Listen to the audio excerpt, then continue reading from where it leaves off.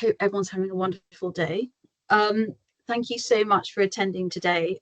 We have a great Mining for Change panel for you, where we're going to be discussing how procurement can drive responsible sourcing through mining standards. The panel is actually being brought to you by the Sustainable Procurement Pledge, and specifically the Nature and Biodiversity chapter, which myself, Emma and Marina head up. For those that don't know the Sustainable Procurement Pledge, it's an NGO based in Germany, which really has two missions. One is to ensure sustainable procurement becomes the default across organizations. And secondly, to empower procurement professionals to drive sustainable change by educating procurement professionals and giving them the content they need to do that. Specifically in our Nature and Biodiversity chapter, what we aim to do here is to demystify nature and encourage more professionals, and specifically procurement professionals, to stand up for nature and do a better role in conserving it by buying better, in short. So I'd now like to introduce you to our panel members who have very kindly offered to give up their time today to come and talk to us about mining and specifically mining standards. And what I'd love to do is to be able to hear a bit more from them at the start. So can I ask you all to sort of introduce yourselves now, please? And Benji, could we start with you?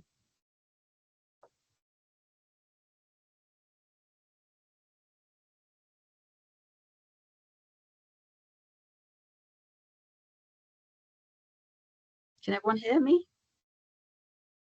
Yes, we can hear you. Yes, we can. Oh, good stuff. There's just I think there's just a dip from your side.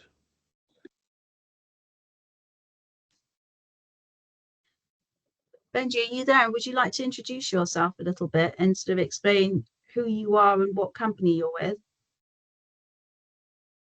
No, thanks, and good afternoon, everyone. My name is Benji Moremi. I'm with Anglo American Comba Iron Ore, and I'm the lead on the IRMA standard, but I'm also responsible for social impact and systems, and looking forward to a very informative discussion today. Thank you. Thanks, Benji. And JJ, over to you. Hi, everyone. JJ Messner. I'm the sector lead for purchasing, the Initiative for Responsible Mining Assurance. You will hear a little bit more about that in a minute, and previously in procurement at Microsoft. Thanks, JJ. And Vuyisile, if we can come to you now.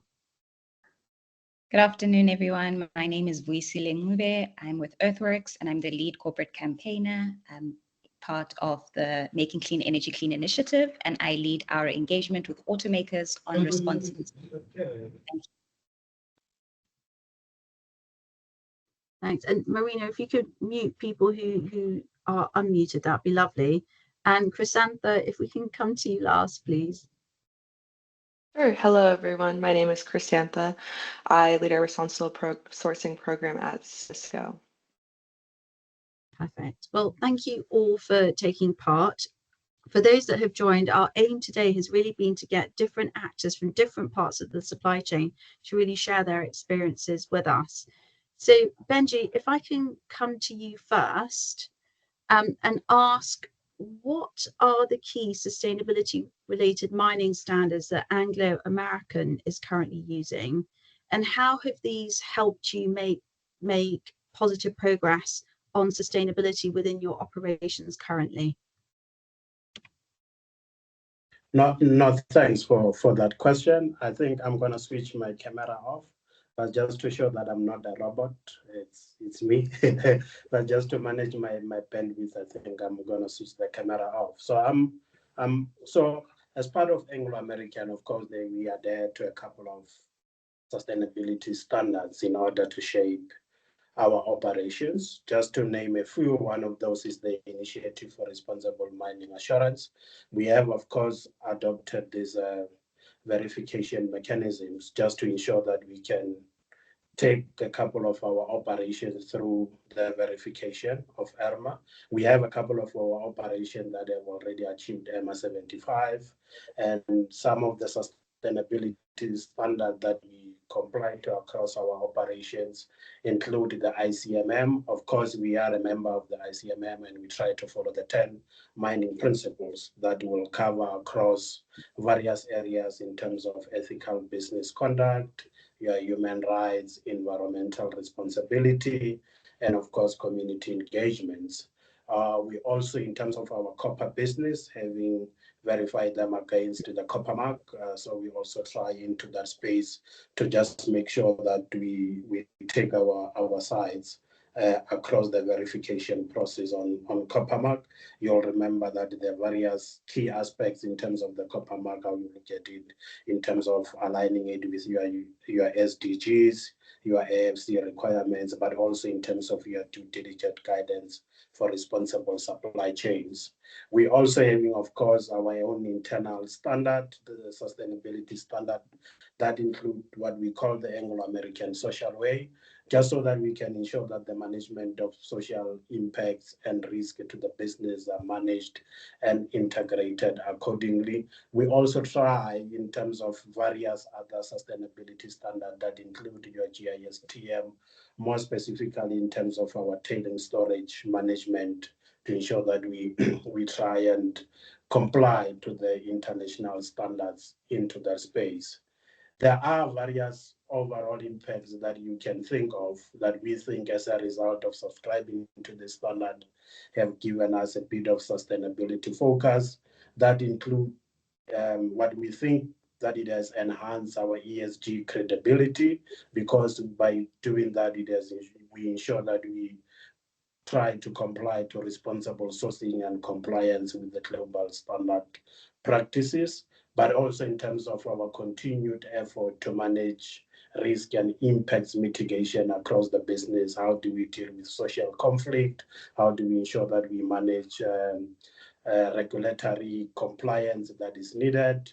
But so those are just some of the international sustainability standard that we try to bring our operations to conform to.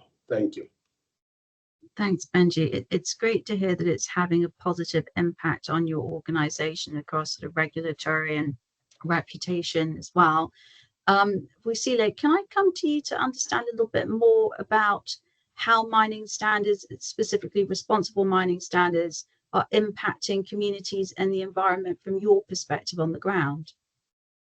I mean, our perspective is that the impact will largely depend on the standard itself, how rigorous and how independent it is.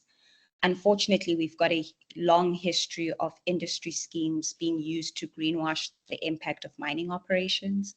And our role, in our role as an NGO, we also interact a lot with communities who have borne the brunt of this history and who are very skeptical of these industry schemes.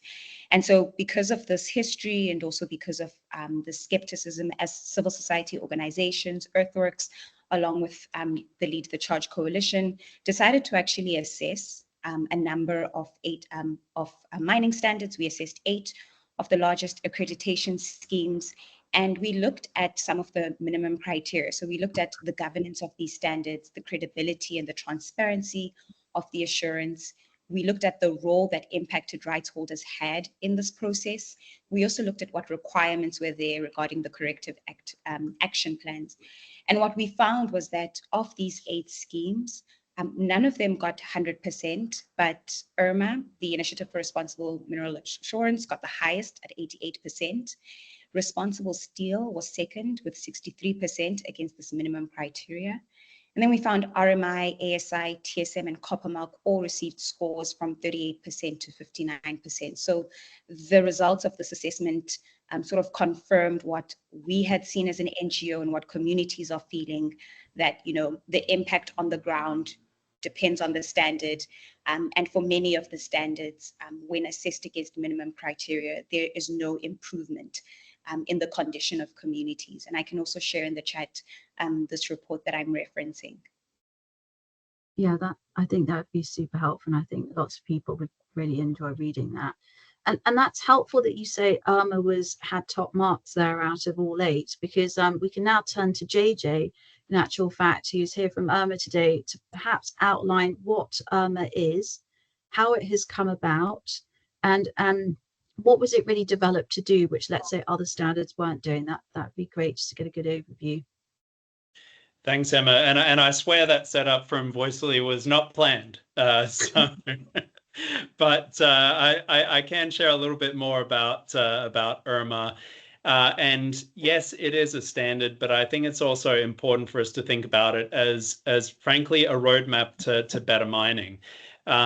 Now, what does it cover? It covers business integrity, social performance, environmental compliance, and legacy. So that's mine closure. And across that, it covers 26 chapters, up to about 400 different requirements. I know that sounds like a lot, but it's also a very comprehensive standard that is applicable to any mineral in any geography, and so hence it is very broad and comprehensive. Not all of those 400 are going to apply to every single mine. It's on average more like 250, but it is a very comprehensive standard. But it's not just the standard.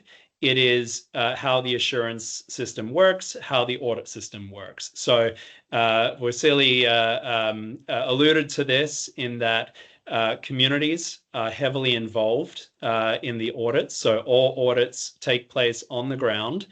So the auditors actually do have to get their boots dirty in reviewing a mine, but also the community is a part of that audit, as is the workforce of the mine. And that independent audit and that inclusion of those stakeholders, I think, is really key to bringing that credibility to the IRMA system that we were just talking about. But it is a mining standard that was established really for two key purposes. One was to create a consensus among different sectors on what responsible mining actually means in practice. So just as it is an equally governed initiative now, that was also its origins, because it was created to fill a gap of defining what responsible mining actually means to everyone, not just to the mining sector, not just to communities, not just to downstream purchasers, but everyone in consensus. And what it also did was it sought to converge all of the existing disparate best practices for mining in all kinds of different frameworks and conventions and regulations owned by all kinds of different organizations, institutions, all into one roof, under one roof, to create a streamlined assurance system for mining. But I think ultimately what we really aim to do with IRMA is to deliver impact. It's a standard not just for assurance's sake. The basis for IRMA is transformational change. It is intended to create the conditions to improve mining, not just check a box as to what the status quo is, but to incentivize mines to improve over the long term and frankly become better businesses, and to provide less impact, or rather more beneficial impact, more positive impact for communities. That's helpful, JJ. And so hearing that, would you say the key difference, let's say, from other sustainability related mining standards is that sort of stakeholder view inclusion? Would you say that's probably the biggest difference at IRMA? Yes, I think the stakeholder inclusion is a key differentiator, and I think more broadly it is that equal governance, because everybody has a seat at the table, everybody has ownership of the standard, and in that sense, IRMA is everybody's standard. There is a place for industry standards. There is a place for trade associations helping their members to improve their operations, and to, in so doing, improve access to market and access to capital. But IRMA really is, by virtue of that equal governance, by virtue of how it was created, it is very much, in that sense, everybody's standard. And I recognize that as supply chain professionals, it can be overwhelming that there are a lot of different standards out there. And so when I think about how that matters to supply chain professionals, I think back to when I was when I was working in supply chain for Microsoft, that it's not just a matter of selecting a standard that's going to check boxes. I think it also matters that what standard you prioritize, what standard that you push down to your suppliers as an expectation, as a requirement, is fundamentally going to de-risk your supply chain, because it's no use if that risk is still there, that risk today is still there tomorrow. I want to know what that risk is, so transparency is important, but I also want to be assured that that risk is going to disappear over time.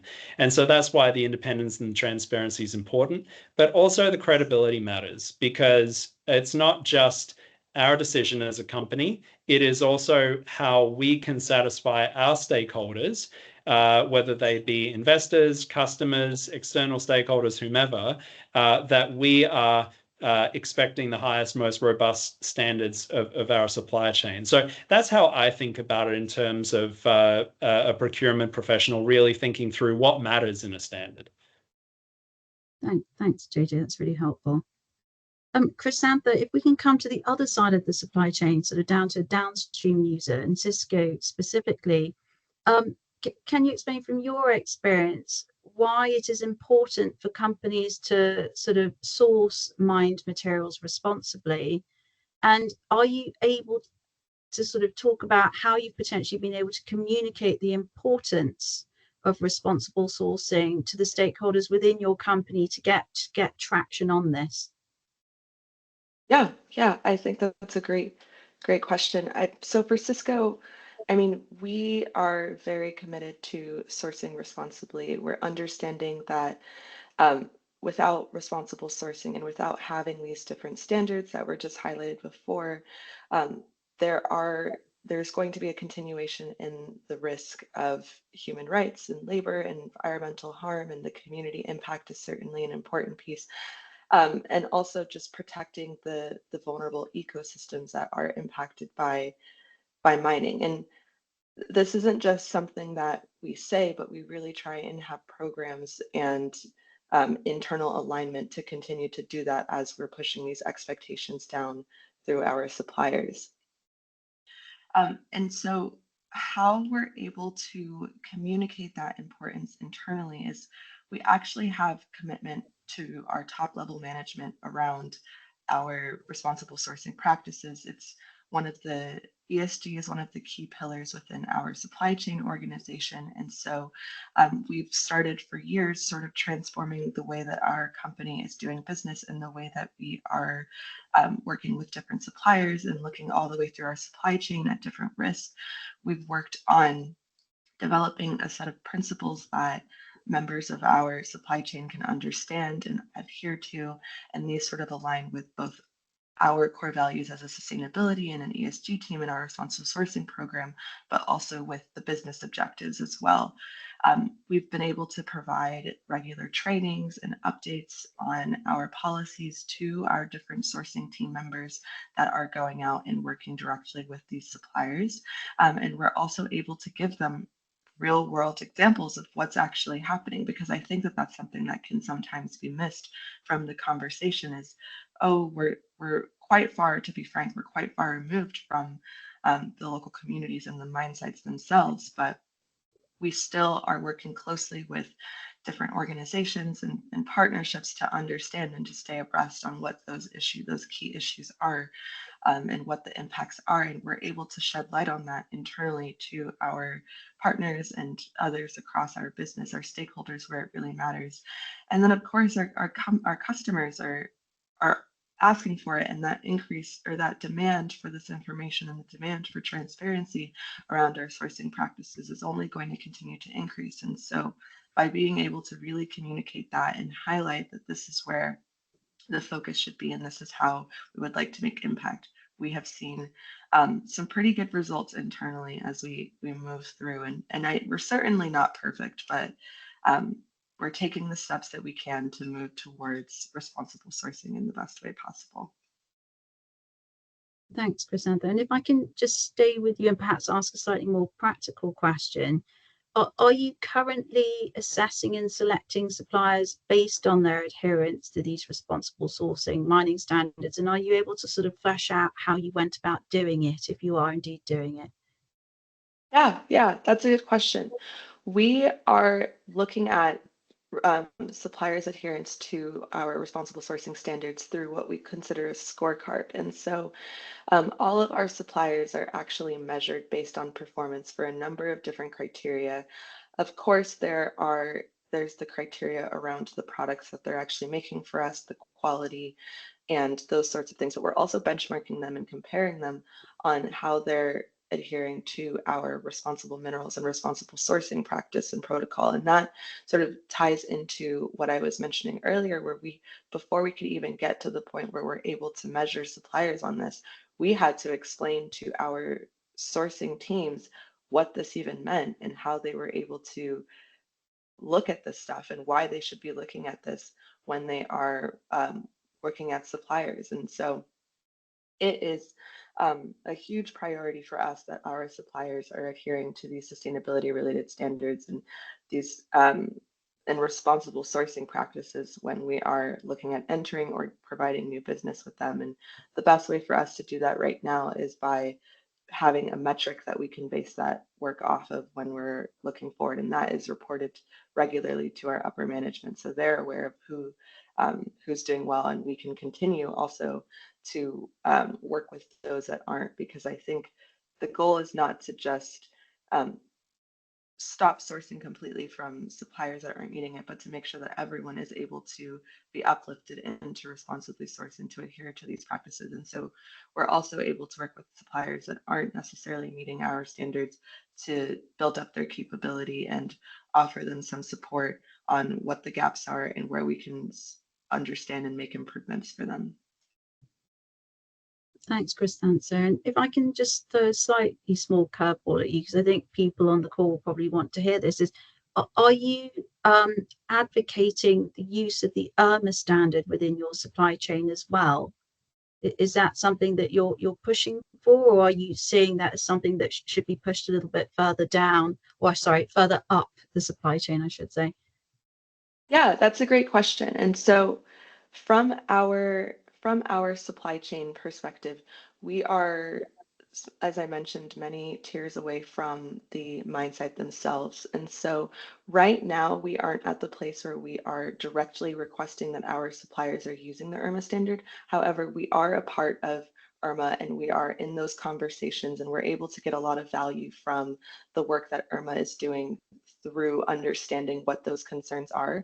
And we're able to take bits of the concerns and the issues that are raised and understand how we can better implement them into our supply chain. But one of the things that we're looking at right now, and one of the issues that we have, is around the visibility and traceability that we can get. And so we're focused right now on working directly with suppliers to build up their capability so that in the future we can start to directly ask them for the IRMA standard.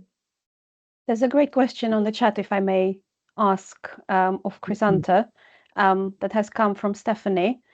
What types of requests do you receive from your customers?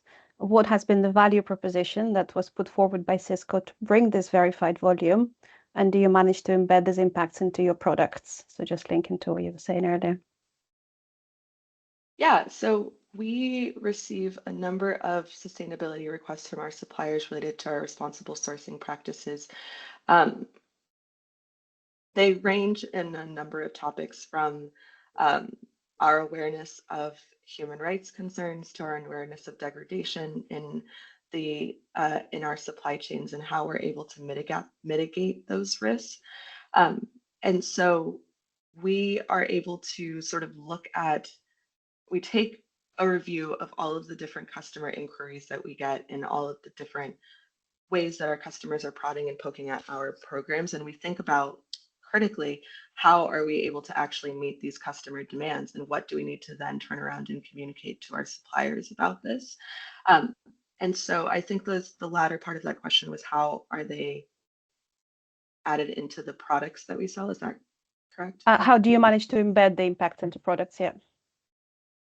Yeah, and so Right now, what we are doing is within the products that we have, as I may have mentioned, a set of responsible sourcing principles. And so we are on the regular basis, as our suppliers are continuing to build products and send them to us and then come and bring these products together.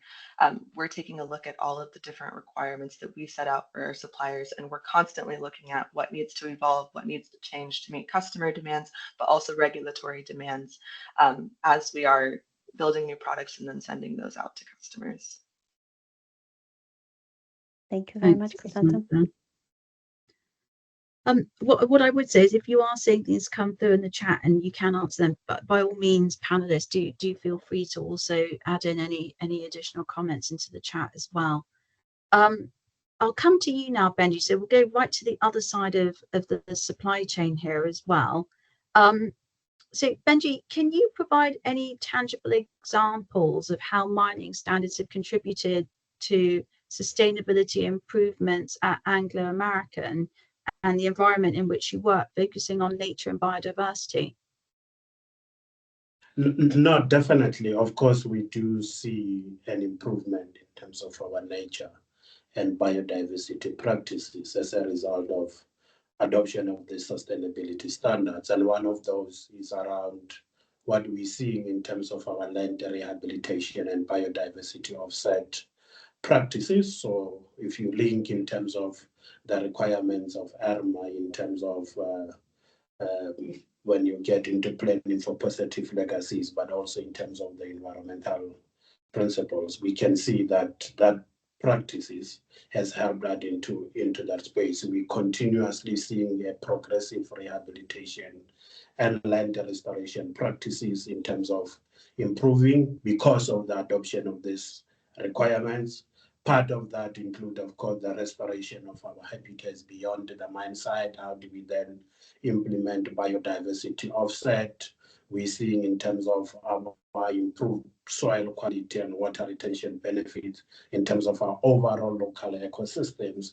Predominantly before, the focus would have been in terms of the internal operations, but as you try to meet the ERMA requirements and the sustainability standard, you realize that you need to look at this as an ecosystem rather than in terms of your own internal processes. And I don't think had we not wanted to take our side through the verification of some of the sustainability standard, we would have been in a position that we are seeing this improvement in terms of nature and biodiversity. Some of those, of course, under our water stewardship and ecosystem protection, we're seeing in terms of an improved river health and groundwater quality, and that then lead in terms of the benefits of the nearby communities and the overall wildlife across our operations. It is one of those improvements. It is a journey that we are embarking on. Of course, in terms of continual improvement, we will continue to monitor and measure improvement in terms of our nature and biodiversity practices. But at this present moment, that's what we are seeing into that space. Thank you. And so, Benji, if I can just, go on, Marina. So I just wanted to give the space to Stephanie, who's got a question for Benji as well. Stephanie, do you want to ask your question yourself as well? Because you can just unmute yourself if you prefer, or I can read it out, but maybe better coming from you. I can, for sure. Thank you very much for, yeah, perfect.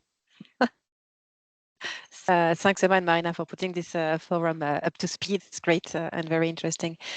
Yeah, well, you can read it as well, Benji, but I was wondering, I mean, because all the approach as well in terms of a new set of ambition is around, avoiding conversion of natural habitats, and you have different definition of natural habitats and protected areas, as I put in the chat.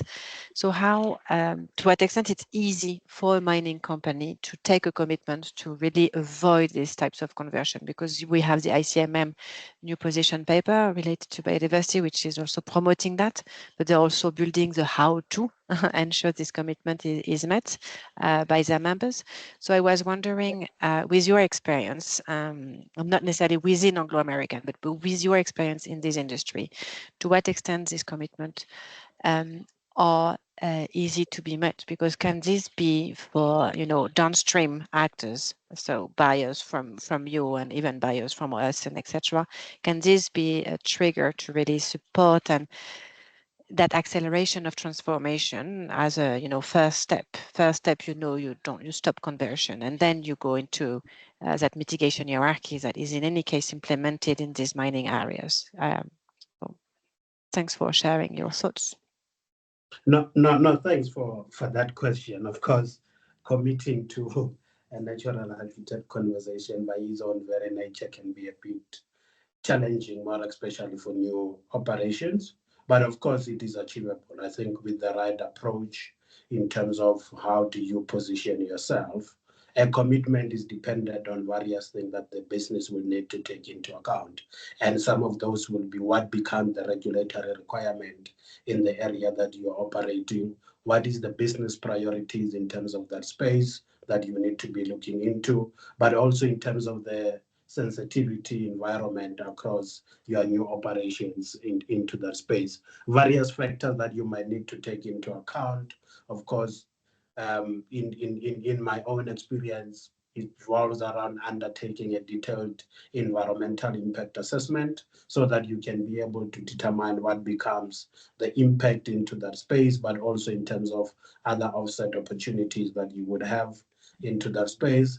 Good to look in terms of what becomes your biodiversity action plans, I think, because once you've undertaken a detailed environmental impact assessment, you should be in a better position to understand a detailed biodiversity action plan that need to be in place. Usually, if it's not a regulatory mandatory thing, you should be looking in terms of your risk rating process.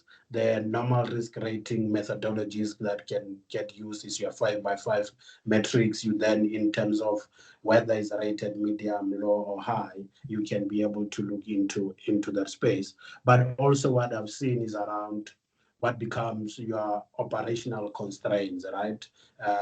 Depending on the life of asset, how do you look where the resources is? Does it require you to do an offset or not? Part of this offset on natural habitat issues, there's also financial implication that need to be factored into, right? What becomes the cost vis-a-vis the benefit that the operations need to be looking into, but also in terms of the access to the resource, because you might be looking in terms of that, but the life of asset requires you to, in fact, for you to access that resource, whatever the environmental impact assessment you would have followed will need to be into that space.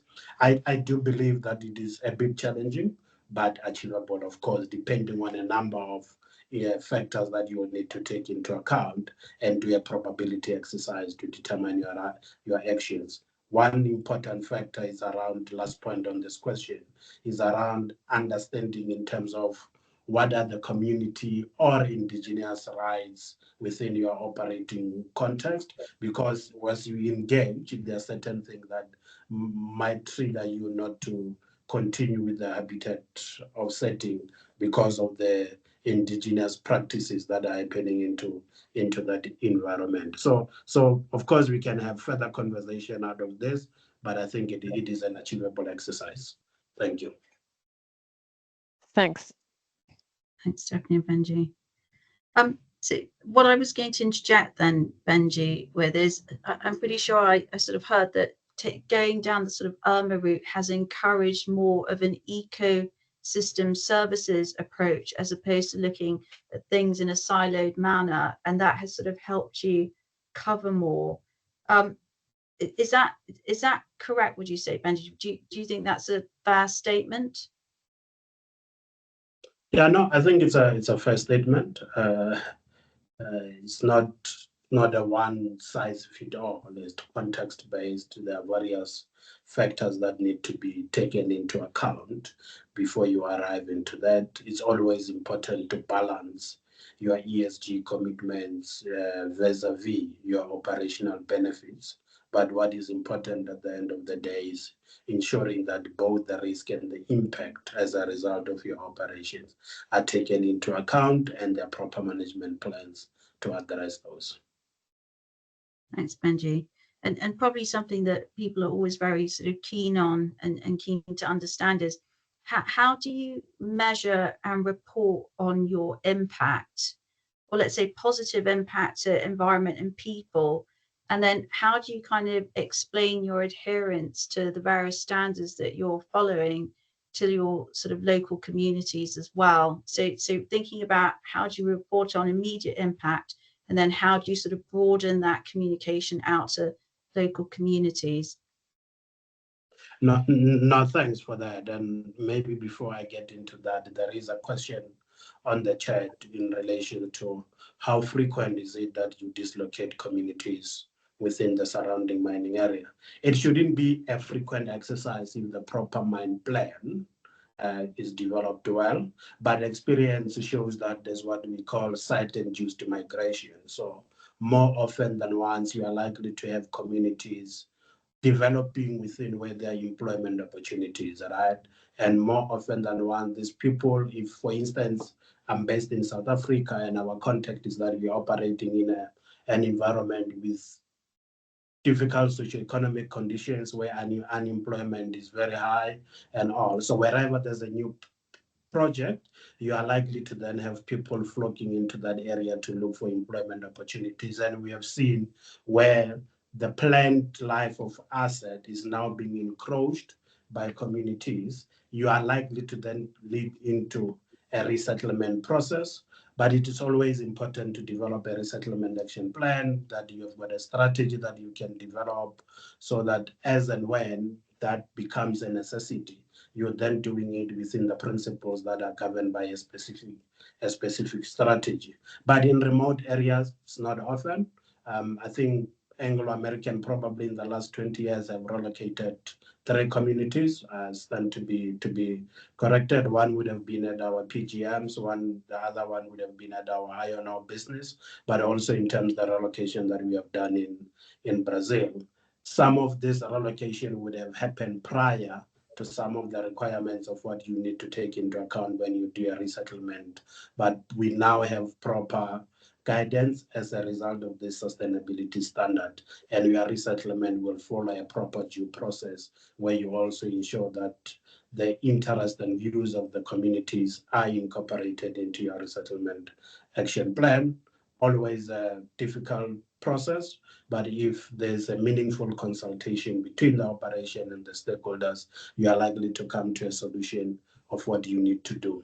Back to the question, I think there's a lot around how you can measure the impact, and some of those is around, I will concentrate on nature and biodiversity. Of course, there's a lot of these issues. You can develop what you call your monitoring and evaluation action plan, where you've got detailed management action plans that you need to measure. And some of those, we're doing them through our biodiversity action plan. It is specific, it is measurable, it's time bound. You are then be able to provide measurements around those. In our operation in the South African context, there's also a legislated process in terms of having an environmental management plan. If you conduct a rehabilitation, there's guidance in terms of how that rehabilitation need to be done concurrently with the operations so that you don't have a rehabilitation backlog. So we will provide that, we will keep tracking of that in for instance, but also in terms of some of your carbon and energy reduction tracking tools that you can put into place. Then they become measurable. You've got a detailed plan of how you're going to achieve the targets. Of course, we also have a sustainability strategy with key milestones in terms of our 2025 and 2030 targets. Part of our communication around the tracking progress around that, we will do them through our annual sustainability report, which becomes a public domain document, and everyone can go and access that document to see if indeed whatever we committed to, are we tracking into that. You will be able to link our sustainability report with the SDGs to see how we are tracking into that space, but also because we are operating within an environment that we've got external stakeholders. Part of our processes include undertaking stakeholder engagement days on a need basis, but we also have a plan around going back and providing feedback to the stakeholders on material issues that we can provide them with, but also through the verification process. I mean, as part of the sustainability process, we then, through the Initiative for Responsible Mining Assurance, verify our performance against those standards. The report becomes a public document where everyone can access it. What I like about the process is that it's not us and the auditors that verify the process. There's a lag in terms of where stakeholders can consultant to indeed verify if whatever we are saying is true and correct. And therefore, if stakeholders are against some of the things that we are saying we are doing, you will not get a full compliance in terms of what you're putting across. So those are just some of the things that I think I can highlight into the space. Thank you. Thanks, Benji. Sorry, if I can just come to Vuyisile now, and just ask a slightly different question or line of questioning, which is, what do you think we can do to improve current mining standards to better protect, let's say, people in the environment? Thank you for that question. I think from the civil society perspective, from community perspective, the ideal situation would be to have mandatory human rights due diligence laws at an international level. Right now, what we're seeing is that, because a lot of standards are voluntary, because there's also differences in jurisdiction, and I'm sure, as procurement professionals, you're very aware of this, depending on where you're operating, depending on where you're sourcing from, their different laws, their different standards, and that causes a lot of confusion and difficulty. But on the community perspective, it also means that there is a lot of gray space in terms of the level of protection you have. So as NGOs, we always advocate and push for international mandatory human rights due diligence laws. When it comes to voluntary standards, some of the key things that we always look for in voluntary standards is that equal and co-governance that JJ had mentioned earlier. I think for us, this is critical, and it's a critical thing that should be there from inception of the standard, right? So seeing Indigenous peoples, seeing rights holders having a seat at the table from the inception of the standard, so that they can govern the standards and they can be part of the governing of the standard, but so they can also be part of, when audits are released, when information comes out, when reports come out from the inside, we have voices that are able to advocate within the scheme. And then another key improvement we think is necessary for schemes, and as procurement professionals, we encourage you to look out for this, is whether there are site level audits. So are these independent, rigorous audits that involve rights holders, where they are engaged, where they are given an opportunity to freely discuss their concerns and their issues. I think those are some of the important things that we look out for. We also think another improvement is corrective action plans. And when you look at that report that I shared in the chat, you will see that there are varying degrees to which corrective action plans are made transparently available, and there's varying degrees of transparency related to what is going to happen now that a report has come out, now that violations have been exposed. Sometimes there's a lack of transparency about what steps are being taken to address those violations and to mitigate. So I think those are some of the key features that we think are important and are necessary. I think IRMA has a lot of these standards, but also as there is an increase in the proliferation of standards moving forward, it will be important, as procurement professionals, to just check that what you are using does actually have some of these components, because we've seen them to be the most effective. Thanks, Vuyisile. And what role would you say advocacy groups like yourself play in shaping and enforcing these sort of responsible mining standards? Yeah, so we, so as Earthworks, one role that we play, for example, is just within the standard. We were part of the IRMA board, we're still a member of IRMA. And because of that equal and co-governance from the inside, we're able to provide comments when, there's a new draft coming out, when decisions are being made related to the entire assured scheme. It's not just us, there are a number of other civil society organizations that are also members. And so we see the ability to be inside a scheme, raising concerns, raising, what we think should be the direction. That is a valuable role that we can play. But even on the outside, Earthworks, even where we're not members, where we see accreditation schemes, where we see public calls for comments, we like to engage. We like to provide feedback on draft standards, just so that what is going out there does include some of those key features that I mentioned earlier. And so we like to play both roles of, being in the inside and having a voice on the inside, but even on the outside, we do engage a lot, provide feedback, provide comments, and we also meet with a lot of these standards. So where we're not members, we make the effort to speak with those standards, speak to them about what the gaps are that we're seeing, and ask them about how they plan to close gaps, because we work a lot with communities that are often impacted by the way schemes are run. Thanks, Vuyisile.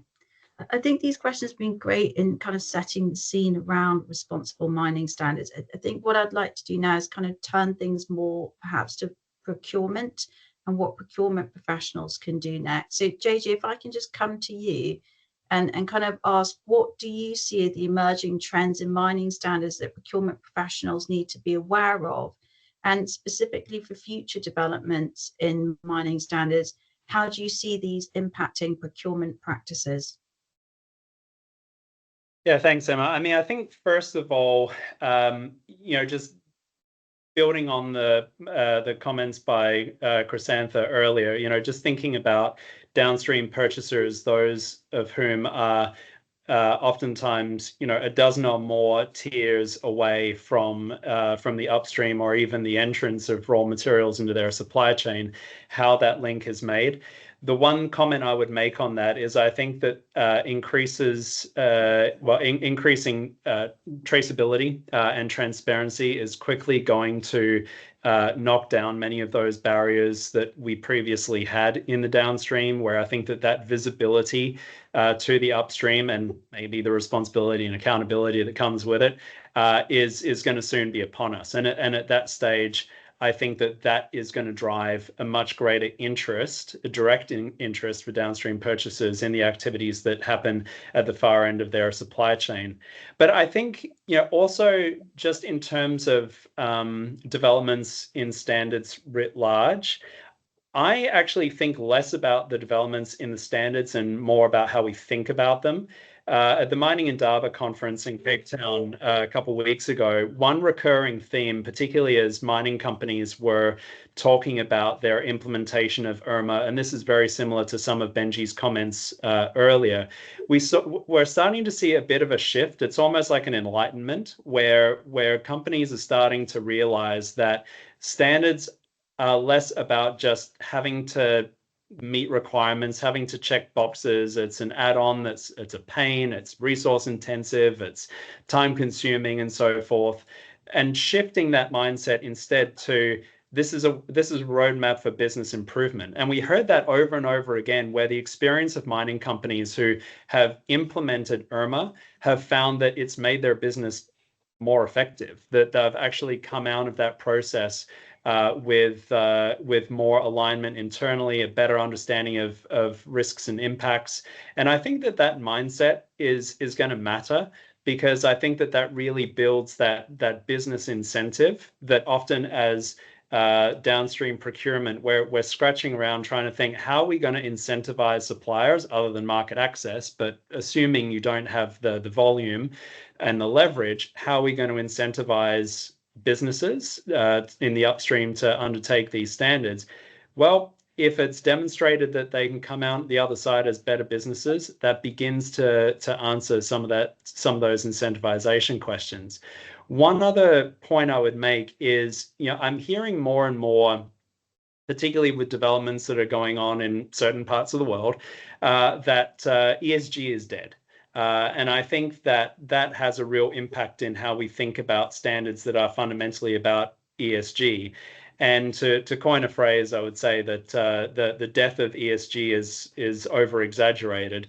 The risks, the impacts, the issues still exist, whether you want to call them ESG or not. They're still going to exist. They're not going to go away. And so even if you don't think of E&S compliance in the upstream directly impacting you, believe me, it will eventually. And I think that it's not just in terms of compliance, but it's also in terms of continuity of supply. And another theme that came up repetitively at Mining Indaba a couple of weeks ago, and for those of you who are not familiar, it's the largest mining conference in Africa. The message from investors was very bluntly to the mining industry, you are uninvestable because the risks are so high that this is a real barrier to access to capital. Now, this is at a time when demand for minerals is skyrocketing, higher than we've ever seen in the past in human history, and we need more mining, but yet access to capital is a problem in being able to facilitate that.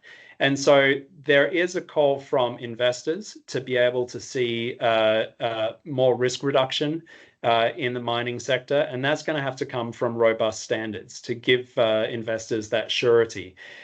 Because unless investors can trust that mining will not present a serious risk to their investment, that capital is going to be hard to come by, or it's going to be very costly, and that's going to have ripple effects either in terms of cost or continuity of supply to the supply chain. So we need to think, I think, more of standards not as an add-on or a nice to have, but as a basic element of good business, access to capital and access to market. And so I think that that's a major change that we're seeing. One last comment is that I think in the last couple of days, JP Morgan released a report on climate change, and they made the point that those who adapt will lead while others risk falling behind. And I think businesses are seeing that in terms of climate change, but I think they'll also see that in terms of other elements of ESG, like, for example, in the mining sector as well. Thanks, There's JJ. a couple of questions in the chat for JJ. I don't know whether you've seen them and maybe want to answer them, or if people need to I them. can't actually see the chat, unfortunately, so I'll have to rely on you to relay them. That's perfectly fine. So, Stephanie, if you're okay, I'll just ask the question on there unless you want to sound it. But can you share a concrete example on the business effectiveness point that you'd made, JJ, and how to accelerate transparency so that the downstream suppliers can easily get more information on mines locations? Are there any tools that you can suggest, any mechanisms? That's question number one. I'll come back second one after. Sure. Well, on the transparency side, I mean, one of the key elements of IRMA is that the audits themselves are fully transparent. All of the data that is gathered and reported is fully public, fully transparent. So as downstream purchasers, once you establish that a specific mine is in your supply chain, then that 150-page audit report and all the data within it is freely available. So that in turn provides a very clear window into the risk and impact profile of a specific upstream supplier. On specific examples of how businesses have improved, I would caveat this by saying that one of the things that we are really hoping to do in the near future in IRMA is really nail down impact evaluation, because right now a lot of the impact that we're seeing and we're hearing about is anecdotal. And so I do want to just temper these comments by saying that we do recognize we need a more systematized way of measuring this impact and evaluating this impact. But we hear from auditors, accredited auditors, that they are now getting to the point where as soon as they step onto a mine site, they now know if it's IRMA or not. It's becoming that profound and that noticeable. But we know of instances where, I'm trying to figure out how much I can share, but we are aware of instances where auditors have found serious critical issues at mines that could have caused extensive impacts on local communities, very real impacts to the supply chain. And those issues have been found during the audits. They've been able to be addressed through corrective action plans in the very short term. And so these issues are being identified, they are bubbling to the surface, and it really is that depth that the audits require and that level of transparency of reporting that is really driving the mitigation of those issues and that greater surety that's available in the supply chain. Thank you, JJ. Does anybody else from the panelists want to add anything to this? I'm just conscious of the time and I'll hand over to Emma.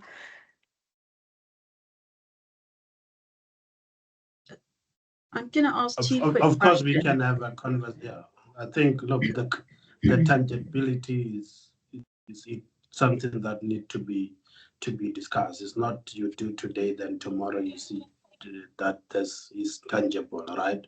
But it's about how do you demonstrate across the value chain with increased demand of transparency and responsible sourcing of your minerals. You're therefore setting yourself apart to, if you become verified against the standard, to say the product that you are selling to the market has underwent a verification process. Of course, conversations around how do you manage the premium add on it, but it's around how can we say, for instance, if our product is an iron ore, there are various suppliers of iron ore across the globe, but if your product can demonstrate that it comes from a site that is IRMA verified, it's an added benefit across the value chain.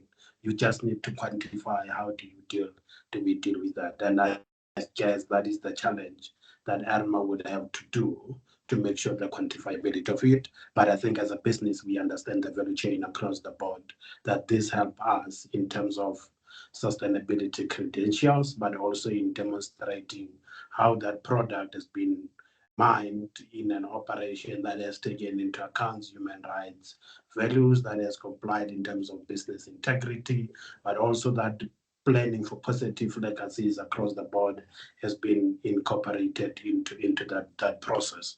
It's a conversation we can have over a great time, but I think as we continue through this discussion, we should be able to demonstrate the value add. Thank you. Thanks, Benji. I'm conscious for over time. I don't know if some of the panelists can stay on, but there were two questions I thought people might like having answered. So I'll ask them quickly, and if you guys need to drop, don't worry. But one's to Vuyisile, one's to Chrysantha. So Vuyisile, I suppose in just one sentence to you, it would be, what can procurement professionals do to engage with NGOs better to sort of further sustainability? And then I'll just ask Chrysantha. And Chrysantha, I think it'd be great to hear what's been your biggest barrier in advocating for responsible mining standards, and sort of just a quick tip that you can give for overcoming it.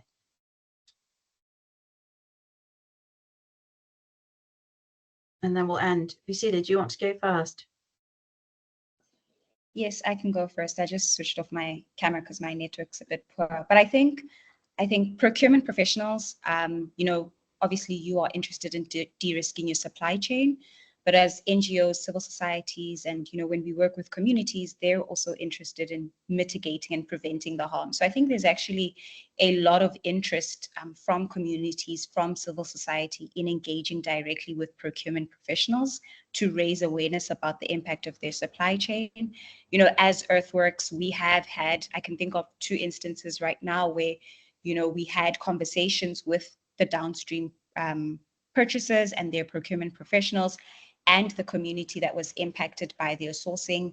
And the point of these discussions was for the impacted communities to raise their concerns, to highlight some of the issues, and to engage in how, the procurement professional could leverage their influence over the mining companies that were highlighted to ensure they respect the human rights. So I would encourage procurement professionals to reach out to civil society organizations.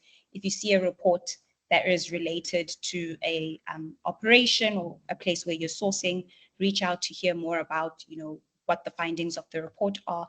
And I think for the most part, you will see an interest from civil society in engaging to make sure that there is a mitigation. Thanks, Vuyisile. And I think that's really great advice, Vuyisile. I just wanted to acknowledge that I really appreciate and echo those sentiments, and think it's something that can be continued to share on the procurement side.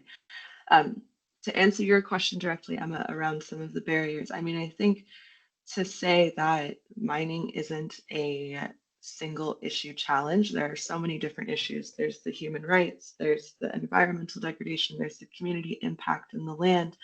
And so for us, it's really trying to think about how to tackle all of those at a holistic measure, because we don't want to lose sight of one thing. And I think that was something that has been a challenge in the past is that you focus so heavily on one topic that you lose sight of all of the other issues. And I think that in our partnership with IRMA, something that we've been able to really appreciate is that they're able to get all of these different stakeholders in the room to address all of these issues at the same time. And I think I just wanted to comment also really quickly on the transparency piece from before. We can't, from our end, we don't think that we can just wait for transparency and for those tools to be developed. I think that this is moving really fast. I think that we have to start working and engaging and being a part of the conversation, and then encouraging those on the other side of our supply chain to also be a part of the conversation, to move things along and to support responsible procurement and responsible sourcing in that manner. So that was my quick synopsis. Thanks, good answer. Thanks all. Sorry, we have run out of time, so I think we are going to have to close it. Clearly, we could have done with another probably 30 minutes to carry on the conversation. So thank you, panelists. Thanks for everyone that joined, and thank you to all those dialing in at a later date and watching the re-recording. Hopefully you found it useful, and lovely to see everyone. And until the next time, thanks all. Thank you very much. Thank you, everyone. Keep well. Thank you. Great.